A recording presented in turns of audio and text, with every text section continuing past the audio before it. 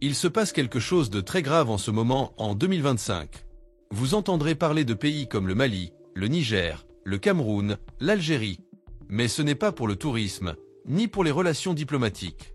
C'est parce que le gouvernement français, dirigé par Emmanuel Macron, a décidé de renforcer le siège. Dans cette vidéo, vous comprendrez pourquoi le Mali est devenu une priorité pour les expulsions. Pourquoi le Niger a vu ses visas suspendus.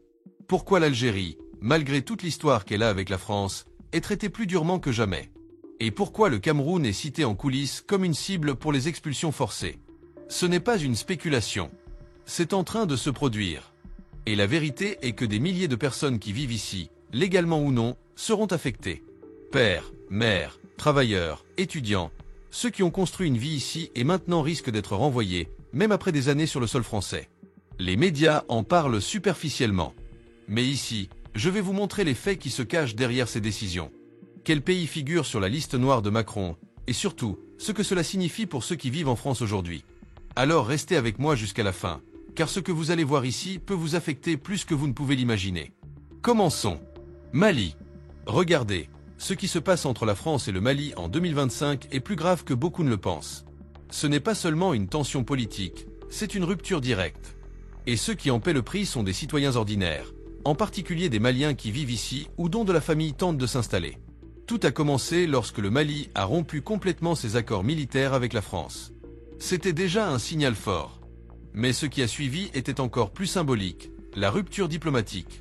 Les relations se sont complètement refroidies. La France a retiré ses troupes, fermé les canaux de dialogue et durci le ton concernant l'entrée des Maliens sur son territoire.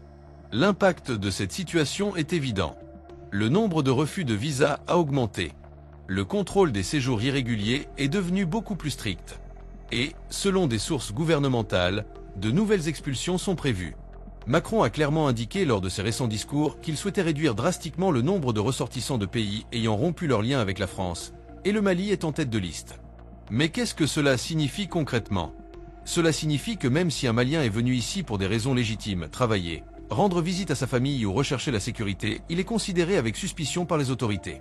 Cela a créé un climat de tension, tant au sein des communautés maliennes qu'entre les ressortissants français ayant des liens avec le pays. Le plus inquiétant est que cette décision n'est pas le fruit du hasard. Elle s'inscrit dans le cadre d'une nouvelle politique française appelée, en coulisses, contrôle stratégique des migrations. Autrement dit, les pays qui se rebellent, qui défient, qui ne coopèrent pas aux expulsions, subiront des coupes budgétaires. Et le Mali est devenu le symbole de cette nouvelle phase. Niger. La situation entre la France et le Niger s'est également considérablement dégradée ces derniers mois, et 2025 a marqué un tournant. Après le coup d'État militaire qui a renversé le gouvernement démocratiquement élu, la France a coupé pratiquement tous ses liens avec le pays. Mais cela ne s'est pas arrêté là. Macron a ordonné la suspension totale de la délivrance de visas aux citoyens nigériens, invoquant un risque pour la sécurité nationale et l'instabilité politique. De plus, l'ambassadeur de France a été expulsé du pays, une mesure jugée extrêmement hostile. Depuis, toute tentative de dialogue diplomatique est gelée. En pratique, qu'est-ce que cela signifie? Cela signifie que les citoyens nigériens sont désormais traités avec une extrême prudence aux frontières françaises. Les demandes de visa sont massivement refusées. Les cas d'expulsion ont augmenté. Et même ceux qui résident déjà en France mais dont les documents sont expirés ou en attente de délivrance courent un risque élevé d'être inclus dans les procédures d'expulsion. Des rapports font état de contrôles plus intensifs dans les quartiers où vivent des communautés d'origine nigérienne, avec des contrôles plus stricts et dans certains cas, des détentions administratives. Et le discours officiel du gouvernement français est clair. Si le Niger rompt avec les valeurs démocratiques et la coopération internationale, alors la France répondra par politique migratoire restrictive. Il ne s'agit pas d'une menace en l'air, mais d'une directive déjà en vigueur. Pour les personnes d'origine nigérienne vivant en France, le climat est incertain. Ceux qui voyageaient auparavant pour rendre visite à leur famille, amener leurs parents ou recevoir des visiteurs sont désormais confrontés à un confinement total. Et pire encore, il n'y a aucune perspective de changement. C'est un autre exemple de l'impact direct de la politique internationale sur la vie des citoyens. Si vous le souhaitez, je peux passer au pays suivant. Burkina Faso. Les relations entre la France et le Burkina Faso se sont effondrées. Et ce n'est pas une exagération. Après que le gouvernement burkinabé a rompu les accords de coopération avec la France, expulsé des militaires et commencé à se rapprocher de puissances rivales comme la Russie, le gouvernement français a réagi avec force. Non seulement il a retiré ses troupes et fermé ses bases, mais il a également considérablement durci sa politique migratoire à l'égard des citoyens du Burkina Faso. Les signes sont là depuis 2023. La délivrance de visas est devenue plus difficile. Les contrôles migratoires ont été renforcés. Et aujourd'hui, en 2025, Macron l'a clairement indiqué, le Burkina Faso est sous surveillance particulière. Cela signifie davantage d'expulsions, moins de permis et une forte réduction des chances d'entrer légalement sur le territoire français. Et l'impact se fait sentir, une fois de plus, sur les citoyens ordinaires. Ceux qui vivent en France depuis des années, qui travaillent, qui étudient, qui ont de la famille ici, se retrouvent soudain confrontés à un système plus rigide et moins tolérant. Même les demandes d'asile sont rejetées plus fréquemment, au motif que leur pays d'origine ne coopère plus avec la France. Derrière tout cela se cache une logique géopolitique. La France trace une nouvelle ligne. Les pays africains qui rompent leurs liens avec Paris sont perçus comme indignes de confiance. Et cela se reflète directement dans la manière dont leurs citoyens sont traités à l'immigration. Le Burkina Faso figure sur cette liste. Et, selon toute vraisemblance, il y restera jusqu'à ce que les relations évoluent, ce qui, dans le contexte actuel, semble de plus en plus lointain. Algérie. Il s'agit sans aucun doute de l'un des cas les plus délicats et les plus symboliques de toute la liste. La relation entre la France et l'Algérie n'a jamais été simple. Chargée d'un passé colonial douloureux, marqué par des accords, des tensions, des diasporas et une méfiance mutuelle. Et aujourd'hui, en 2025, elle atteint un nouveau point de friction, notamment sur le plan migratoire. Ce qui se passe. Ces dernières années, le gouvernement français, sous Macron, a été durcissant systématiquement sa politique migratoire envers les Algériens. Bien que l'Algérie soit l'un des pays qui compte le plus de citoyens vivant légalement en France, c'est aussi celui qui souffre le plus des mesures de contrôle, des réductions de visas et de l'augmentation des expulsions, notamment de personnes en situation irrégulière ou ayant un casier judiciaire. Le déclic s'est produit lorsque l'Algérie a refusé de reprendre des dizaines de citoyens expulsés de France. Macron a réagi avec force. Il a réduit drastiquement la délivrance de visas et a commencé à mettre en place des restrictions plus strictes. Et même en 2025, alors que tous les appels au dialogue sont toujours ouverts, sa position reste ferme. Qu'est-ce que cela signifie pour nous ici? Cela signifie que, même avec des liens familiaux, un permis de séjour ou des années de résidence en France, de nombreux Algériens sont examinés par le système d'immigration. Les documents sont plus difficiles à renouveler. Le regroupement familial est plus lent. Et l'octroi de visas à ceux qui souhaitent venir d'Algérie pour visiter ou étudier en France a considérablement diminué. Cela touche directement des familles entières. Cela génère peur et insécurité. Et cela renforce le sentiment d'exclusion chez de nombreux citoyens qui font partie de la société française depuis des décennies. La situation avec l'Algérie n'est pas seulement un enjeu politique. C'est aussi un enjeu émotionnel. En durcissant ces mesures, le gouvernement français démontre que, même avec des liens historiques profonds, aucune relation n'est à l'abri de rupture, notamment en cas de désaccord sur la sécurité, la souveraineté et l'immigration. Tunisie.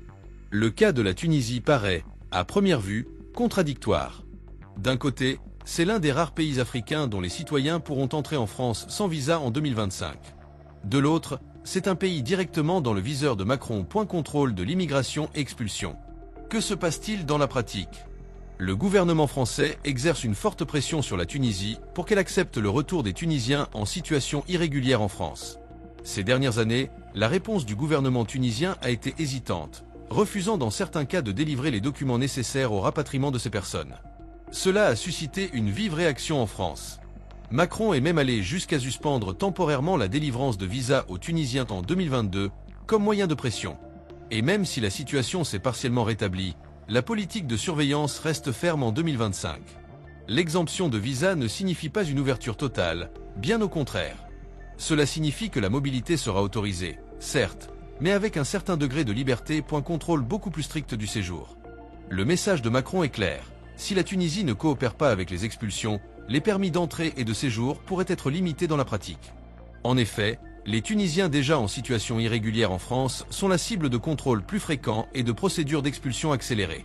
Ceux qui dépendent d'un titre de séjour en ressentent également les effets. Exigences accrues, bureaucratie accrue et refus plus fréquents. La situation révèle un paradoxe. La France facilite l'entrée temporaire, mais durcit le séjour. Le message adressé à la Tunisie est politique. Collaborez au rapatriement, sinon les avantages accordés à vos citoyens pourront être révisés à tout moment. Guinée. La Guinée est aujourd'hui l'un des pays africains avec le plus grand nombre de demandes d'asile refusées en France. Et cela est directement lié à la nouvelle position du gouvernement Macron sur l'immigration africaine. Ce qui est en jeu, ce n'est pas seulement le nombre de Guinéens qui tentent d'entrer en France, mais aussi la réponse du gouvernement guinéen aux tentatives françaises d'expulser ses citoyens en situation irrégulière. La réponse a été faible, voire inexistante dans de nombreux cas. Le pays a entravé le processus de rapatriement, laissant des citoyens guinéens bloqués en France sans papier valable, mais également dans l'impossibilité de les renvoyer. Face à ce constat, la réaction de Macron a été brutale. La Guinée est devenue l'une des cibles prioritaires du nouveau gouvernement. Déportation forcée que la France souhaite intensifier en 2025. Et cela commence déjà à se refléter sur plusieurs fronts. Plus de contrôle aux frontières. Plus de refus dans les processus de résidence. Davantage d'arrestations administratives. Et, plus important encore, davantage de pression diplomatique sur le gouvernement de Conakry pour qu'il accepte le retour de ses citoyens. Le gouvernement français soutient qu'il ne peut pas maintenir des milliers de personnes en situation irrégulière sur son territoire, surtout lorsque leur pays d'origine ne collaborait pas avec le retour. Et la Guinée est devenue un exemple cité directement par les ministres français comme un pays qui doit assumer sa part. Il en résulte un climat d'insécurité constante pour les Guinéens vivant en France. Même ceux qui sont ici depuis des années, qui travaillent, étudient et ont établi leurs racines, ressentent désormais un fardeau plus lourd, le risque d'expulsion, le risque de ne pas pouvoir renouveler leurs documents et le risque d'être traités comme un dossier diplomatique, plutôt que comme une personne jouissant d'une vie stable. Macron l'a clairement indiqué, les pays qui refusent de coopérer en subiront les conséquences. Et pour l'instant, la Guinée est au cœur de cette nouvelle politique. Sénégal. Le Sénégal a toujours été considéré comme un partenaire proche de la France. Liens historiques, culturels et linguistiques, tout indiquait une relation de confiance. Mais en 2025, cette relation commence à traverser une période délicate, notamment en matière d'immigration. Malgré l'image de stabilité, le Sénégal a été placé sur le radar de la nouvelle politique migratoire restrictive du gouvernement Macron. Est la raison principale ? L'augmentation significative des flux migratoires ces dernières années. Selon des données récentes, le nombre de Sénégalais arrivant en France a augmenté, tant légalement qu'irrégulièrement. Parallèlement, les demandes d'asile ont également augmenté, et nombre d'entre elles ont été rejetées. Le gouvernement français place désormais le Sénégal sous une sorte de surveillance silencieuse. Il n'y a pas encore eu de rupture diplomatique ni de suspension officielle de visa. Mais en coulisses, les décisions évoluent déjà. Des exigences supplémentaires lors de la délivrance des visas. Des processus de régularisation plus lents. Et, plus important encore, accélération des mesures d'expulsion pour les ressortissants sénégalais jugés, sans base légale, pour rester en France. Macron a insisté sur une position ferme. La France a besoin de reprendre le contrôle de sa politique migratoire et même les pays considérés comme alliés, comme le Sénégal, ne sont pas exemptés de mesures plus sévères si le nombre d'entrées continue de croître sans contrôle clair. Il existe également une pression politique. La France fait pression sur le gouvernement sénégalais pour accepter le retour de ses citoyens déportés. Ce qui, selon les autorités françaises, ne se produit pas toujours efficacement. Pour les citoyens ordinaires, l'impact est direct. Les familles qui pouvaient auparavant faire venir leurs proches relativement facilement se heurtent désormais à davantage d'obstacles. Les jeunes Sénégalais qui rêvent d'étudier ou de travailler en France se heurtent à des refus ou à des exigences plus strictes.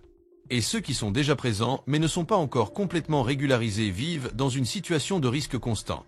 Le Sénégal, jusqu'à récemment considéré comme une exception parmi les pays africains, commence désormais à être traité avec les mêmes filtres et limitations que d'autres pays considérés comme sensibles par la politique française. Cameroun. Le Cameroun est un autre pays africain qui a été ajouté à la liste des préoccupations directes du gouvernement français pour 2025. Dans ce cas, l'accent est mis sur deux questions principales. Conflits internes et refus de coopérer aux expulsions. Le pays est confronté à une crise humanitaire silencieuse, marquée par des conflits armés dans les régions anglophones, une instabilité politique et des signalements de violation des droits humains. Cette situation a entraîné une augmentation du nombre de citoyens camerounais tentant d'entrer en France, nombre d'entre eux demandant l'asile ou une protection internationale. Le problème, selon Macron, c'est que la plupart de ces demandes sont refusées car ils ne remplissent pas les critères du statut de réfugié. Et lorsque la France tente d'expulser ces personnes, le gouvernement camerounais se rend difficile voire empêche le retour de ses propres citoyens. La réponse française. Un durcissement immédiat. Le Cameroun a commencé à être cité directement dans les discours du gouvernement français comme exemple de pays qui ne coopèrent pas avec la politique de retour. Cela a déclenché des signaux d'alarme. En 2025, Macron a inclus le Cameroun dans ses plans pour déportation forcée, la priorité étant donnée à l'accélération des processus d'expulsion et à la limitation supplémentaire des visas et des permis pour les nouveaux immigrants entrant dans le pays. Ceux qui souffrent sont des citoyens ordinaires. Des personnes qui résident légalement en France, mais qui ont désormais plus de difficultés à renouveler leurs papiers, à passer des entretiens d'immigration ou à retrouver leur famille. Pour les sans-papiers, le risque d'expulsion a augmenté. Pour ceux qui souhaitent encore venir légalement, les chances sont de plus en plus minces. Le message du gouvernement est clair. Si un pays n'accepte pas de retour ses citoyens expulsés, France fermera ses portes. Le Cameroun, qui était déjà considéré comme un cas sensible, est désormais traité en priorité dans les nouvelles mesures restrictives migratoires. Ce que nous observons en 2025 n'est pas seulement une modification des lois sur l'immigration, c'est une redéfinition des relations entre la France et plusieurs pays africains. Macron a clairement défini la ligne à suivre. Ceux qui rompent les liens ou refusent de coopérer aux expulsions seront confrontés à de sévères restrictions, indépendamment de l'histoire, de la culture ou des liens familiaux. Et cela affecte déjà la vie de milliers de personnes. Des familles sont séparées. Des jeunes se voient refuser la possibilité d'étudier. Des travailleurs risquent l'expulsion. Tout cela au nom d'une politique qui prétend chercher le contrôle, mais qui, en pratique, laisse de nombreuses personnes dans une situation d'insécurité. Si vous vivez en France, avez des racines africaines ou connaissez quelqu'un qui pourrait être impacté par ces décisions, c'est le moment de vous informer, de vous préparer et de partager ces informations avec ceux qui en ont besoin. Et si cette vidéo vous a aidé à mieux comprendre ce qui se passe, abonnez-vous à la chaîne dès maintenant. Ici, on ne répète pas ce que disent les médias. On va droit au but, clairement et sans fioriture. Partagez cette vidéo avec vos amis et votre famille. L'information d'aujourd'hui pourrait faire la différence entre rester et être renvoyé demain. À bientôt dans la prochaine vidéo.